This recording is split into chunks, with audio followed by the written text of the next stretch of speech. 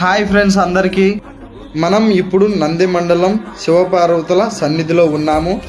ప్రతి ఏడాది మహాశివరాత్రికి ఇక్కడ వేడుకలు జరుగుతాయి. ప్రతి ఏడాది మహాశివరాత్రి రోజు మాత్రమే వేడుకలు జరిగేవి. కానీ ఈ ఏడాది మాత్రము 3 రోజులు ఘనంగా వేడుకలు చేయాలని అందరూ నిర్ణయించుకున్నారండి. అనగా ఫిబ్రవరి 24 నుండి 26 వరకు మొదటి రోజు గణపతి పూజ, నవగ్రహాల పూజ, అభిషేకాలు జరగబోతున్నాయండి.